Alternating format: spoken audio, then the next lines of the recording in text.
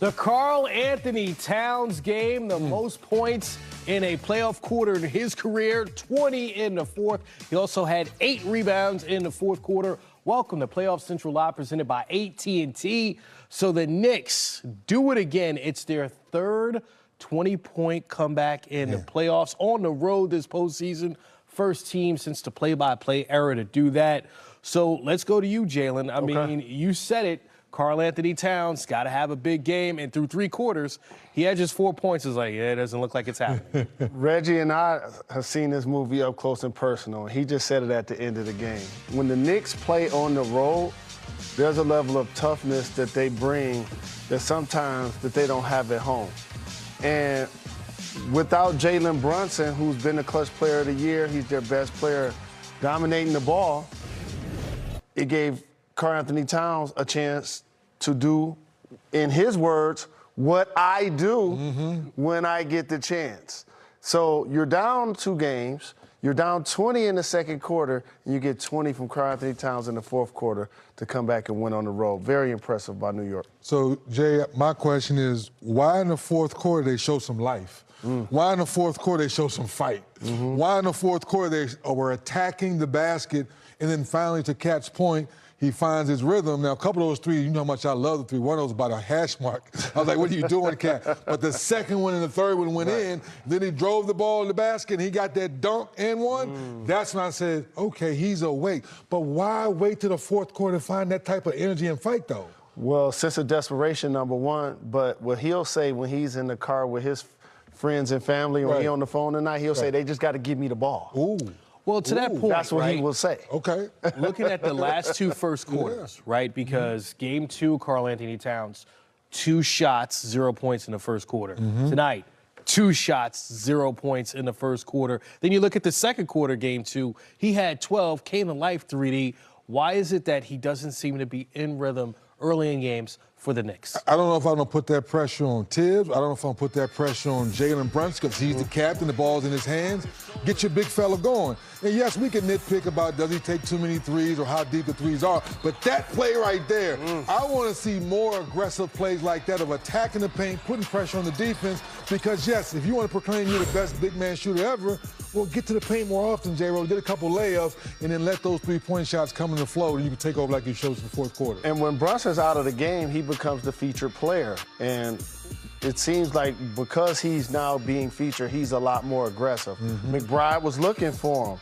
Hart was defending and rebounding, so he knew he was going to get multiple touches. And Karl-Anthony Towns did a terrific job of taking advantage of it. Now, there's something you said, and the Knicks are 6-1 on the road in this postseason, and you said it before this game started. We saw this in this one. Why are the Knicks better, it seems like, on the road in the playoffs? And I mean, you're talking about in 99 and 2000 and now in 2020. All right, here's a way to look at it. We live in the era of load management, but players never rest when it's time to go play in the Garden. Because that's a big stage. So the opponent gets up for the stage just as much, if not more, than the home team because they don't get a chance to see it every day. For the home team, it feels like pressure when you see all of the notables at the game and you understand the magnitude of what's happening and what the team hasn't been able to accomplish over the last couple of decades.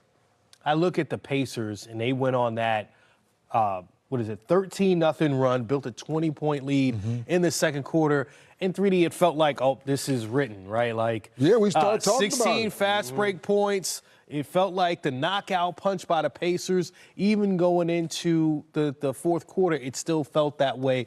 But the Knicks did not give up a fast break point in the fourth quarter. How did they shut off that valve? I want to know what was said after the third quarter, because that's when the fight came back. That's when the confidence came back. That's when we saw the team that was not playing. At halftime. Not at halftime. We were all saying, well, I guess we're going to be going to Indiana. Maybe we're going to be doing it. We started thinking big picture. But that fourth quarter, you saw the same determination you saw when they played the Boston Celtics. Even before Tatum got hurt, you believed the Knicks was going to win that series. That's what they showed us in the fourth quarter, that type of belief, fighting for loose balls, 50-50 balls, the rebounds, rotating on defense. We didn't see it the first 3 quarters. We saw it in the fourth quarter. It wasn't no secret. It wasn't that Tibbs that came out in some 1-3-1 trap. It was literally heart, hustle, and they pulled it off in the fourth quarter. So let's talk about the bigs for a second. You start Robinson, but he has his fewest rebounds of the series. But it gives Karl-Anthony Towns, as I mentioned, an opportunity to be a featured offensive player. Now, for the Pacers, their bigs minutes, they didn't get much from Miles Turner. They didn't get much from Obi Toppin. And here's a big adjustment that Rick Carlisle will make. You can't play Bradley at this time of year. Got to go back to... He's just not experienced enough. And what's going to happen is he gets near the play, they're going to call a foul on him. So you got to get Bryant back into those minutes. Those 14 minutes, those was crucial minutes as Karl-Anthony Towns got hot against Turner, then against Bradley. And once a great player gets going, it's hard to shut him off. So it sounds like when Cat played well last year, did Cat play more 4, playing next to Gobert, more 5? I think he's tapped into something. Now he has 15 rebounds tonight. Now he's at his natural 4-man position and playing the 5. I think you tap in that. And you get around the head. You got to go back to Thomas Bryant. Remember, he's been in this situation before with the Denver Nuggets. So he's been in the championship fire before. Maybe throw him back in the game for Game 4. And we can't overlook the Nova Knicks, right? You look at Mikal Bridges, 15 points, and then a guy who we could, say is an honorary member of that, OG Anunoby, his 16 points, 3 blocks, and a steal. We were saying we need someone else to have a big game. OG and Bridges really did their part. They did, but let's talk about a point that you and I made about resiliency. Yes. Say what you were saying about Josh Hart and how a player handles being demoted. We've seen it twice now here in the conference finals. Julius Randle the other night, quote-unquote, got benched because the coach made a decision that he thought give a chance team to win. Well, the same thing tonight with Josh Hart.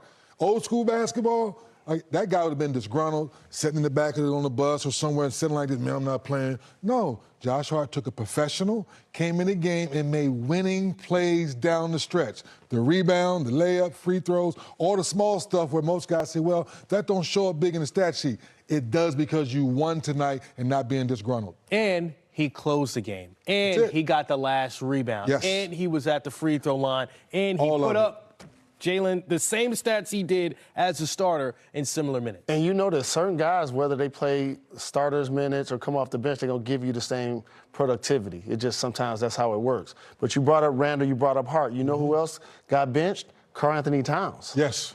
He sure did in this series. Game 2. As a matter of fact. Great call. Right? So now 2. he's a guy that becomes a catalyst to a big win on the road. So explain the psychology behind that a little bit, right? It's tough, If a coach benches a guy, what is that? Does that either, take them back a step or motivate them? Because it seems like in this playoff run we're seeing in the Western Conference Finals and Eastern Conference Finals, it's motivating guys. When you're the star, like Towns, you're a starter most of your career, ran all these guys, it's in your heart to, I'm a competitor, I want to play. But your professionalism, do you really believe in winning, and do you really believe in your leader as the head coach? Both guys believed in their leaders. They didn't go home and sulk. They regrouped. They looked that man in the mirror. They came out and played top-notch basketball and got a win for their ball club. That's huge. And you just met my son for the first time tonight. I tell him all the time, as we get older, do we really remember who started the ball game? Do you really remember who started? But you remember Josh Hart getting that steal. You remember Josh Hart doing winning basketball, and that's what's most important this time of the year. When we talk